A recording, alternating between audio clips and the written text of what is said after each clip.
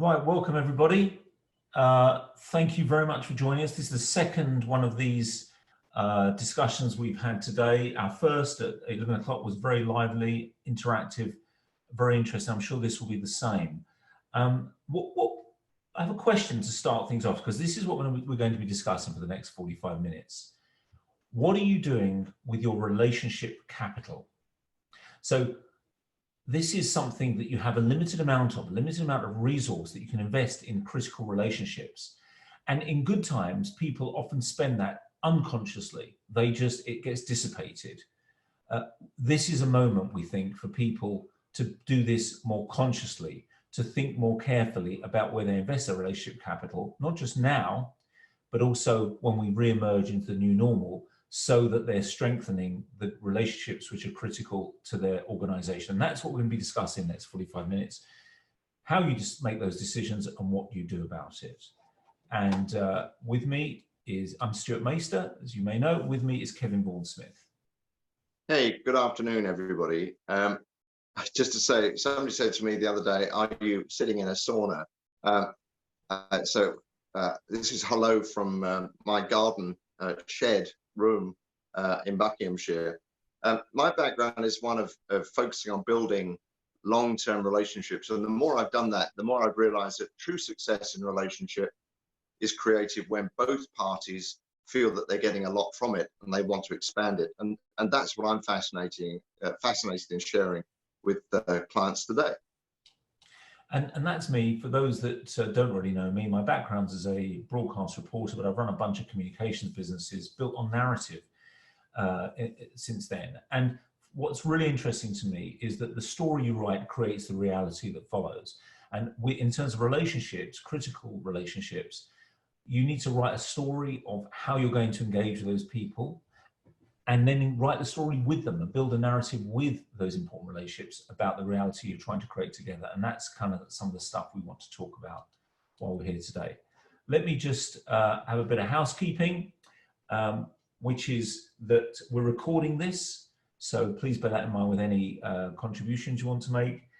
Also, I'm going to open up mics so that at key moments where we'll invite you to share, anyone can come in, share their thoughts. You can put your little hand up next to your name if you choose to on the Zoom account, and I'll come to you. But we want people to be able to interact. Appreciate it if you keep any contributions to 30, 40 seconds so that we can go around and we can always have a conversation between us. But you can also put any comments or thoughts in the chat box in the meantime if anything comes up that you want to share as we go through it. So without any further ado, let's go for some polling, for the first poll. So let's find the right poll. Excuse me 1 second. Okay. Let's just start with a question about confidence, or it says their confidence in your future. So what's your confidence in your future? Or maybe your continence in your future. In terms of your business, how confident are you that it will survive in a similar form to that of today when we emerge into what is the new normal? You can see the options there. Interesting to get that. Can you all see that? Yep. So just to give you a few seconds to vote on that. I can tell you that there's a lot of confidence being shown so far, but okay, we'll just give you a little bit more time. Okay, I have to hurry you, and that's it. Okay, so actually, the answer is that everyone's confident on this call that your business will survive going into the new future. Not everyone's voted, but those that have voted have said they're confident or somewhat confident. So that's actually a good start. So if you are confident that you're going to survive, that emphasizes the point that this is a great time to think about what does that look like? Where are the relationships you're going to spend time on when you do come through? So with that, let me hand over to Kevin to take us through this section. So even though we're confident and that we're going to survive, our expectation is that many of us are going to be facing significant change. Now, one of the things that Stuart mentioned earlier is relationship capital. Certainly, businesses are being told to look at cash, look at investment, look at merger and acquisition. We're actually thinking that this is probably the most important thing, and that was supported by a PwC report that said that your relationship capital, your trust with your clients, is almost certainly the biggest asset that you have, and it's almost certainly the biggest unmanaged asset. And what we want to do is get you to start doing, if you're not already doing it, some more detailed analysis of where that relationship capital is. So here's a model that you can look at and that might help. X-axis, how much impact are you having on the profit of your clients or the performance of your clients if they're not for-profit organizations. And the second axis, the Y-axis, is getting you to think about how easy is it for my client to replace me or my goods or my services. So we get these 4 quick boxes. If it's easy to replace and you're not having any impact, that's the commodity space. Until recently, that would have been where toilet rolls sit. They're now probably not. They certainly don't have very good substitutability. But anyway, so commodities. Leverage is an interesting one where you have high impact but easy substitution. Many professional services businesses sit here. And in fact, they're trying to avoid these services becoming commodities, but they sit here. They know that they're making a big impact, but they also know there are others who could do the same job. Then in the bottom right-hand corner, where we have high levels of substitution barriers, substitution difficulty is high, but the impact's low. The interesting thing here is these are services you may be providing to clients. Actually, they could possibly do without them. They could probably not worry about that service at all or find some other way of doing it. But we're happy that we're thinking, hell, we're difficult to substitute. And then finally, where we have high substitution and high impact, you have the opportunity to partner with people. But when we talk about partner, and Stuart will go into this in more depth, we don't just mean, as Frank Hudebrow from Scarce talked about it, this is where you call it a partnership, but it's actually just about pushing risk out for margin. It's a different type of supply arrangement. We're talking about true partnership. So we work in a lot of businesses, and this is perhaps the typical that we see in terms of mapping. So the circles are trying to represent how much of your total relationship effort, not just what your sales guys do, your total relationship effort in each area. And notice in our experience, and we'll get yours in a second, how much time is spent in the commodity space. This is all the RFP processes, the checking, the SLAs, the process afterwards. That's where so much effort is going in businesses. And then there's a little bit in leverage. That's we need to protect our position, so keep those sweet. And then there's a little bit in partnership. And most people talk about this desire to be a trusted partner or whatever. But because of the history of growing up in terms of being an expert, and that's what we sold, people are actually quite frightened about moving into that whole partnership space where you've got to be a broad-based individual ready to run anything. And finally, we find that people kind of get a bit complacent in the managed risk, think we're difficult to replace, and they don't see substitution coming, which is a different way of doing it or not doing it at all. So that's the model that we use to analyze clients. So pretty simple. I'm going to say a different tack here, though. I'd like you, if you've got one, to get a piece of paper and a pencil or whatever you want to write with and on. And I'd like you to put down a couple of ideas, perhaps use the circle idea, and the size of the circle is the amount of capital you're expending. A couple of relationships in the bottom left and a couple in the bottom top right. Think about those for yourself right now. It could give you no more than 30 seconds.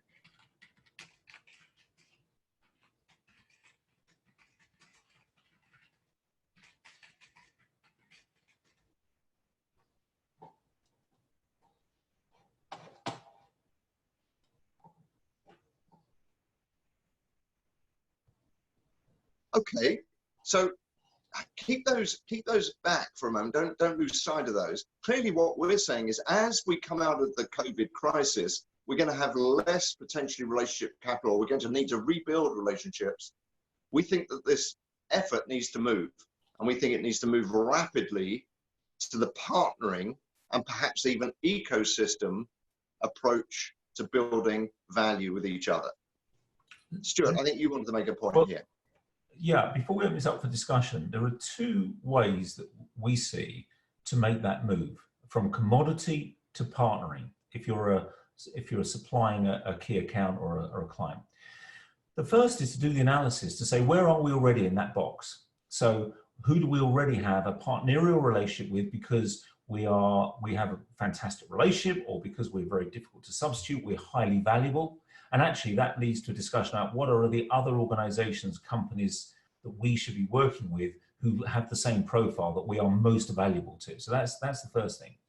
The second thing, though, is to say we may have a service that is relatively easily substitutable, but actually if we focus on relationship, if we build a really trusted relationship, if we wrap ourselves around so that we're aligning ourselves with this client, we are thinking about their business in the broadest sense, we're building trust in so many different ways, and we'll talk about how to do that later, then you become more difficult to substitute, not because your service is, you may be a law firm, for example, and there are many other law firms out there, but because you demonstrate such a detailed understanding, or you're bringing other ideas to the table, you're much more difficult to substitute, because as a whole, you're incredibly valuable to that business. There are two different ways to make that move.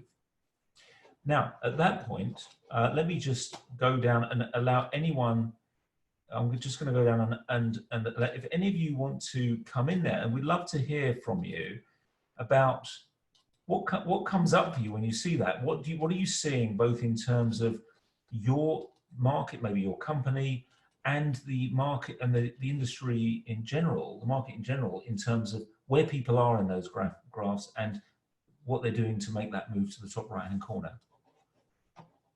So you have to unmute yourself if you wish to speak, or put your little hand up. So did I hear someone started speaking then?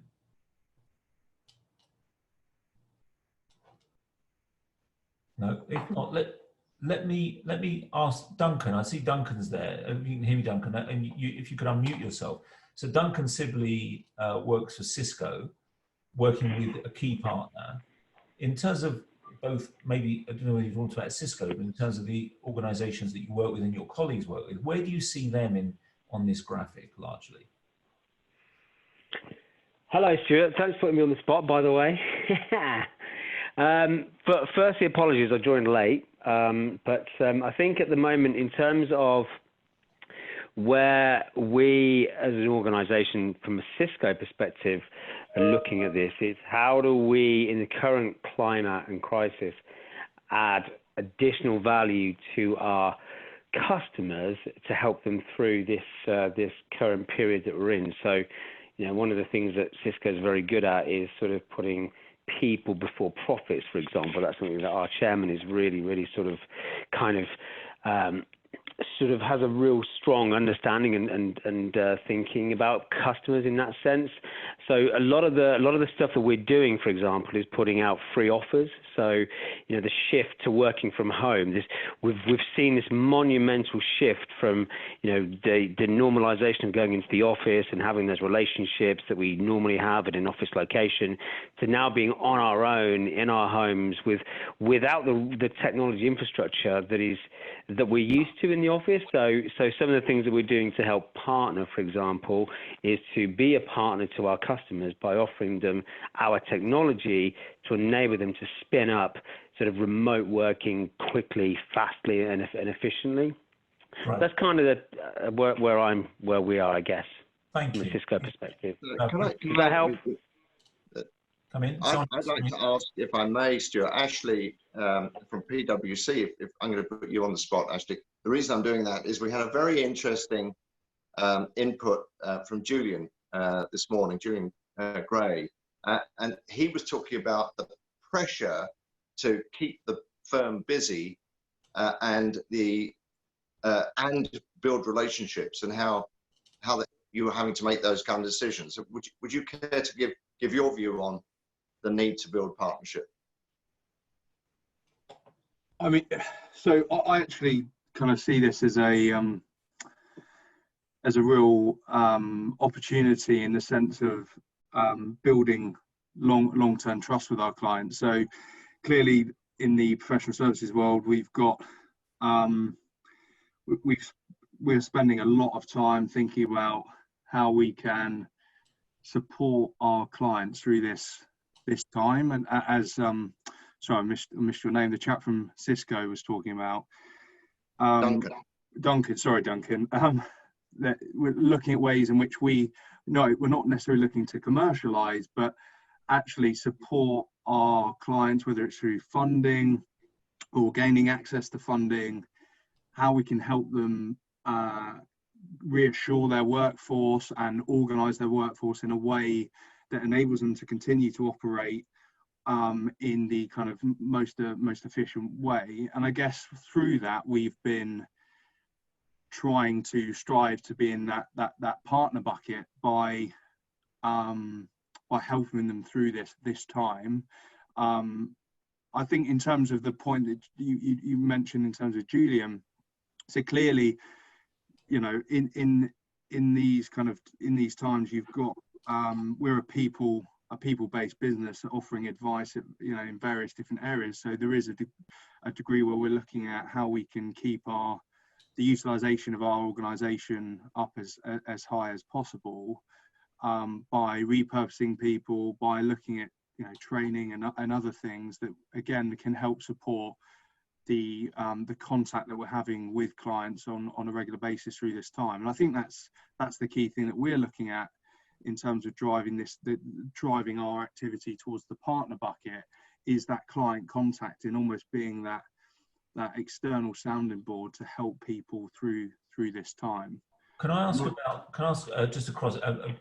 Thank you so much. Appreciate if we try and keep our contributions a bit tight, but just if I can ask whether there's any kind of conscious choice being made. In other words, whether there's a particular focus. Now, this is a general question, but Ashley, do feel free to come back on this.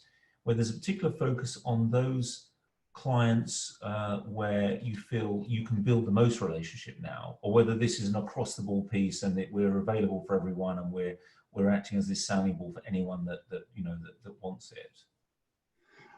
Stuart, Duncan, can I just jump in there? So for me, it's the little things, right? So the little things that matter in terms of across the board piece. So, you know, for example, we're all sort of stuck in this situation of working from home, and it's, you know, inviting the kids to come on the video calls with you. And, you know, one of the things that we're doing at Cisco, for example, for our employees is we're doing a virtual pub quiz on every sort of other Friday at the moment. So get the team together, create that kind of unity, create that camaraderie as if you would do in the office, right? So, and those are things we're extending out to partners as well. So, you know, virtual meetings or hookups or coffee breaks on WebEx, for example, to basically keep that relationship going and, you know, to know that we are still here for you.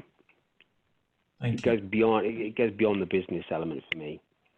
Anyone else, when you've done that little exercise that Kevin set, which was to say, where, if you think about some of your relationships, where are there? Anything else come up for anyone else that they want to share? Are they in the commodity bucket, the relationship bucket? What anyone else want to share anything on that? Okay. It's an article here from SAS. Thank you, article. Yeah.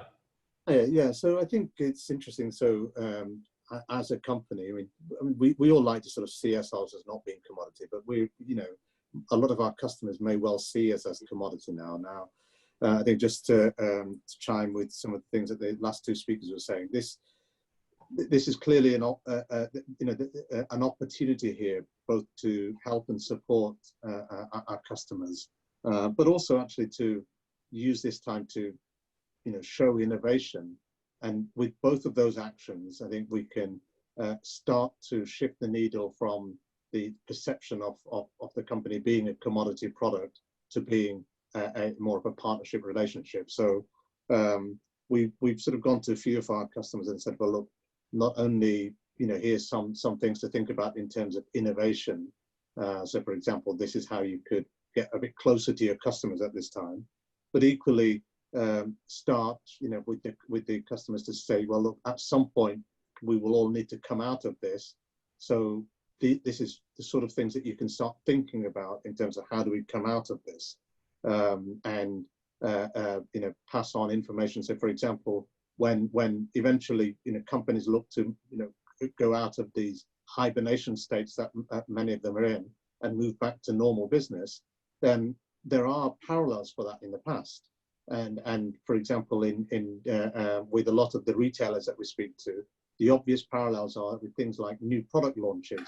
And in a new product launch, you would kind of start with almost no history, and suddenly you need to ramp up. Well, we can use analytics to sort of say, well, in new product launches, this is how you would use substitute proxies. Similarly, as you look to come out of this COVID crisis and this hibernation period, and you look to ramp up your business, this is how you could model the demand from your customers and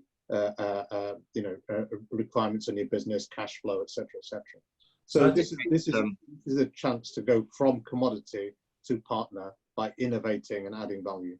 Thank you. I think that's really, sorry, Stuart. On that, if I may, that's cool, because most people know what SaaS is, but I'll give you a chance to say what SaaS does. But very briefly, if you would, to follow up quickly, are you seeing, that's what you're telling people to do, are you actually seeing a change, any shift in the relationship actually taking place, or the perception of you as a partner as opposed to, nice to have or a commodity? Attical, you can unmute yourself again. Well, to be frank, it's probably a bit too early to say. Right. I think for now we are kind of just just peppering our customers with good wishes and offers of help and so on. A few have taken us up, so some of the big government departments, they've definitely taken us up on that. A couple of the retailers are saying, well, look, these are the areas where we have the biggest pain. So, for example, one of the biggest retailers, we'd gone to them and he said, well, how can you help? And we said, well, we can help you in these 3 areas. And he just turned around and said, well, look, none of that is of value to me. What I need most is, how do I get warehouse staff? What can you do to help me with that? Now, as it happened, we did have something, but not something that we'd thought about before. But so we are pushing some of this, and automatically, I can't say that we are moving perceptions yet, but we're certainly trying by helping and offering this innovation. So, Attical, that's really interesting. What I want to pose to people next is to think about, this is a really simple mapping exercise, but when I've been involved in mapping relationships, it's often been about the size of that, how much is it worth to us, or perhaps how much profit we're making, or how much potential. We tend to think of it in money terms, but what we don't think about so much is how much investment, relationship capital investment we're going to make. My question to the group is, how many of you, or who's gone through their planning with their relationships on this basis, on a regular basis? Is there anybody who'd care to comment on this, or is it new?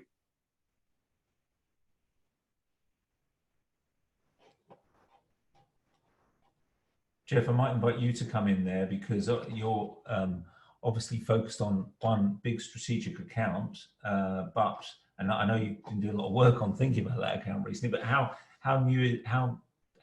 would you want to make any comments in your context?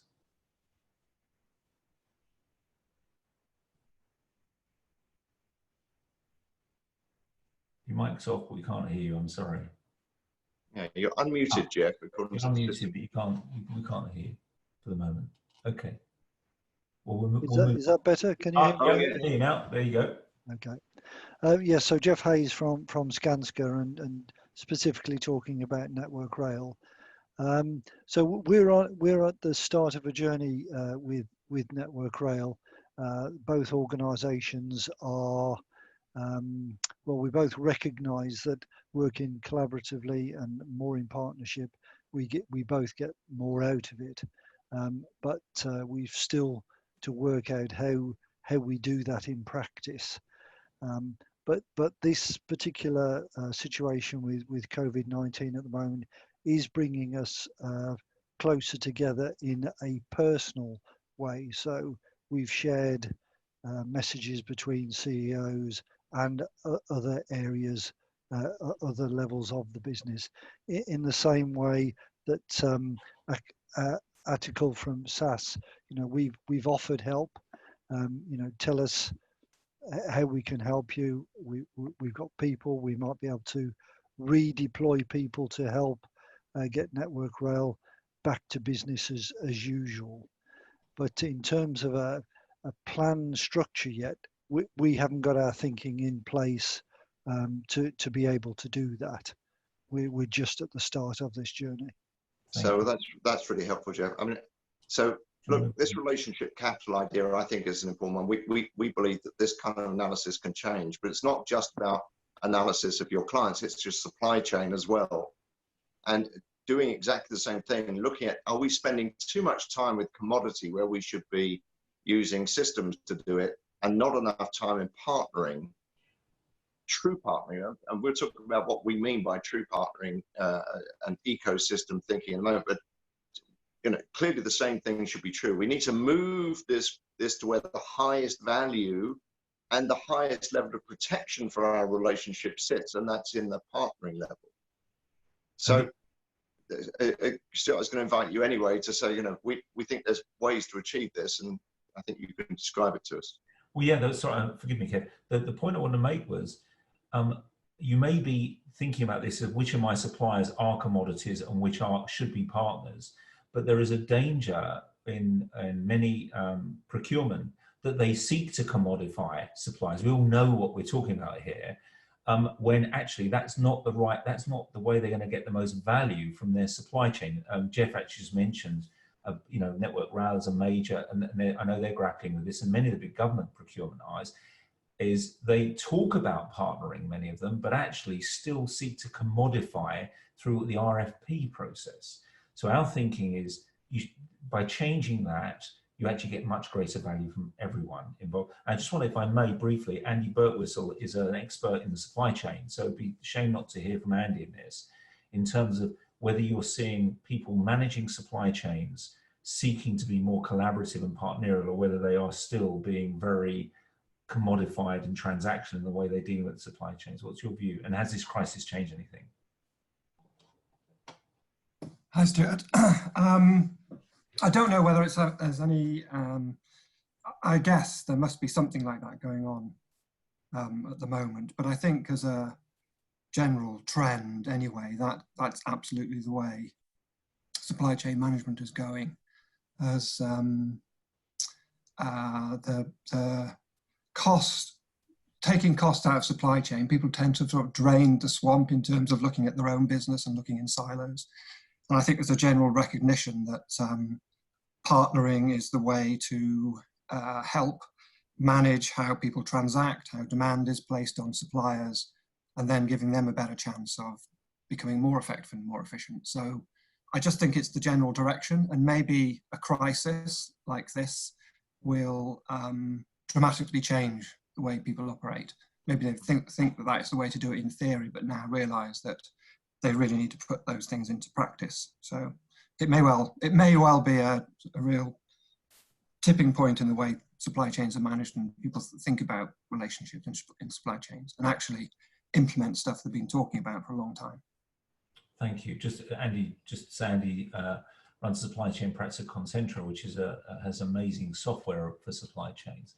Let me suggest a way that they can consciously do what you just said there, Andy, which is how they can consciously design the relationship, a more partnerial approach. This goes for whether you're talking about your customers or your supply chain. I want to just run through this, and then we'll ask you how this resonates and what you think about it. Because if you're going to do this consciously, the first thing we believe you need is clarity. We call this our trust model. This is how you build trust, and that's fundamentally how you're going to create more greater value together, if you trust each other and can be open. So clarity about what that means is really important. That means defining very clearly a vision, either a vision that you have for your customer. It may be, if you're going to develop more ecosystem thinking, the vision for the ecosystem that you are developing. So that's not you and a supply chain, but it's you and an ecosystem of other companies that together may have a vision of how you're delivering to a market or to a strategic account. And also in the clarity piece, we're defining the other two sides of the triangle, writing this stuff down actually, so that having everyone clear on what each of these things mean. Firstly, capability. Everyone, in most RFPs, in most selling, in most discussions, people talk about capability. What can we do and how much it costs to do it? That's great, but it's not sufficient. So we think a critical part of this is character. The behaviors we intend to demonstrate, that we will demonstrate in the way in which we deliver our services to a client, or our ecosystem is going to behave, or that we want to see with our suppliers. And this is a two-way street, how we would love them to behave with us and how we will behave in return in order to build much greater value together. So the character piece is, not only is it a valuable thing to define because it makes you a more powerful force, it's also the basis actually on which most organizations choose which suppliers to pay to buy. And as we said earlier, if you're technically in a commodity side of the space, this is where you can move yourself up to the partnerial by having the right behaviors, the right values, and demonstrating them in the decisions and the actions that you take. And final thought on the capability piece, which we're going to define very clearly, is this isn't just about what we can do now, it's about committing in order to continue to deserve trust, committing to continually innovate and bring new ideas to the party. That's one of our capabilities, it should be. To a client, it's one of the capabilities we're looking for in our ecosystem partners, that we're to continue to deserve trust. We're not going to be complacent. We're going to continue to innovate, bring new ideas, new thinking, and be capable of doing what's required to align ourselves with the outcomes of our client. So that's our kind of model for how you apply this relationship thinking. Kevin, do you want to talk with Yeah, and what I'd like to do now is to get you to reflect on those relationships you picked earlier, and think about, first of all, think about this model. Does this resonate? Does this make sense to you? That if we had huge levels of clarity, we defined the behaviors, and we had a shared capability, could we see that as the basis of trust? Does it make sense? And then the next part of the input I'd like is, and how are you seeing that in your current relationships? So let's open up the floor, if we could, Stuart, please, again, to some conversations. What do you think of this model? Does it resonate? And how does it apply against those relationships that you identified earlier? Who's going to kick us off? Your mic's all open, so please feel free to come in. Jeremy, can I invite you to share your thoughts on this? Jeremy Woolwich.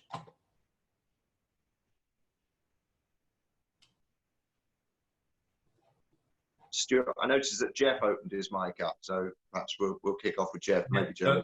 Go for it, Jeff Hayes. Your mic is open. Okay. Yes. I mean, the model makes absolute sense in terms of what we're trying to establish with Network Rail, where capability is part of the mix, but the most important part of the mix is how that capability is applied, i.e. the character element and behavioral metrics are being introduced into the industry to enable, well, Network Rail in particular, to take into account the difference between promising to deliver and actually fulfilling those promises to deliver. Because in a tendering process, it's very easy to say that you're going to deliver the paradise, but in practice it's more difficult, and we suffer as an organisation by under promising and over delivering instead of the other way around. That we're hoping that stands us in good stead for a more collaborative relationship based around this model. Oh, that's terrific, Jeff. So I'm interested, who else is seeing real weaknesses or strengths in their relationships in these different dimensions? So we've got Jeremy's now opened up his mic. Welcome, Jeremy. I've worked out the technology. It seems to me that one of the real issues here is that very often organisations tend to focus on their external relationships, and therefore they try and get their behaviour sorted for their clients and partners in the supply chain. And very often they ignore their internal audiences, their own people. I saw this a lot in things like the National Health Service, where everything was focused on the client, but actually internally, the attitudes and behaviours towards their own people was really quite toxic. And I think it's ensuring that there's a consistency across the entire organisation. So there's real integrity in the establishment of those behaviours across the entire organisation, and not just in those where, not just the obvious ones. Thank you. It's interesting you raise that. We haven't had time on this session. I think Kevin's frozen at the moment, unless either that or he's been able to sit incredibly still, which is fantastic. You moved. Jeremy, we haven't had much time on this conversation to address that. You've raised a really powerful point that we decided we just wouldn't have time to look at, which is how you build those relationships internally with a joint vision of what you're going to do. What's your experience of that? How good, or you mentioned where it didn't work. Have you seen examples where people are very good at building internal relationships for a joint vision and a joint kind of purpose? I've seen it work better with smaller organisations or smaller teams rather than across entire organisations. That would be my experience of it. Yeah, it's interesting. If one looks back and thinks about the war between sales and marketing in so many organizations. I've worked for a long time in large professional services organizations, and it seemed to be a pitched battle, or how HR is perceived and does its role, or IT and how it does its role, and SAS will have a view on this. But so often there are battles going on internally in organizations because they failed to align with clarity and sharing their capability. It's win-lose thinking. Does anybody want to comment on that? Atticus, I don't want to put you on the spot, particularly with SAS, but I just want to mention a conversation I had a couple of days ago with the head of marketing for a major global IT services firm that we'll all know, who's been on a number of our web seminars. Actually, was on this morning. And he was talking about how marketing created a new form of marketing, relationship-based marketing using social media and so on. And I asked the question, that's great. Are your sales guys and your account guys, is it aligned? Are they doing the same thing? Are they No, they're still working to quarterly sales targets. They're behaving in the same way. So actually having the connectivity of this, I think, is important. What's your observation on that? Yeah, I think, in terms of that alignment within clients, and I think if I look at the pyramid that you have there, the clarity of the vision is clearly really, really important. And often when we try to create that vision, and we obviously you want to build the vision so that it fundamentally meets the needs of the client at some level. But if those needs are fluid or unknown, which often they are, or they're not explicit, so they're like a generic, we want to reduce costs. Yeah, you know what? So does everybody, right? But if that vision is not built on explicit requirements, then it doesn't stick. And if it doesn't stick, then it won't have longevity, and the narrative that you're trying to build will have no power. And I think this goes to the example that you've said there, where somebody's obviously looking to make some change, but if it's not an omni channel change, then what value is it? Because from a client perspective, the experience they'll get will differ depending on the channel that they use. So yeah, it does resonate. This pyramid does resonate with us, and particularly that the clarity piece. I'd say too, on the character piece, that those character pieces and the behaviours that we've talked about, they need to be genuine, and they need to be inbuilt and sort of right to the core of that company. So I don't know. So for example, I think with SAS, one of the sort of internal values that we espouse is around just being passionate. Yeah. Now, if that's just words and nobody else in the company shares that, or accountability, which is one of the other values, and nobody else in the company shares that, and it's not inbuilt, then it very, very quickly falls apart. So whatever that character is make sure it's genuine. And if it's not genuine, then and it doesn't chime with the customer, then again, it's probably one to walk away from. Yeah, I think you've raised a couple of really important points there, which I'll just touch on. One is accountability. I think we haven't talked about this much, but because of time, we believe very strongly that when you develop agreements around this, there is accountability and measurability of the behaviors. Because what you've said there, I think is so powerful. We did a web seminar last week on this whole subject, so I won't go into too much detail, but do listen to the recording. It's so easy to create warm words. It's so easy to write warm words about collaboration and partnership and so on. What people actually then, how you lift those words off the page and turn them into the real behaviors, actions and decisions.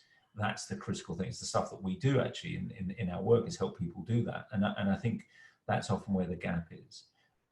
So yeah, I think a couple of really powerful points. Kevin, do you want to say anything before I wrap up? Well, I'm really just echoing what you said. I think most people would say, yeah, we've tried to achieve this before, but what we're suggesting is you can't do this everywhere, and you need to make those planned, conscious choices of where are we really going to invest the time and which clients won't fit. We have to accept that there are some clients who we shouldn't be working with. And that can be a very tough decision to make, but it's a critical one if we're going to be successful coming out of the COVID pandemic. So yeah, that's thank you, Stuart. Well, look, let me just quickly summarize, if I may.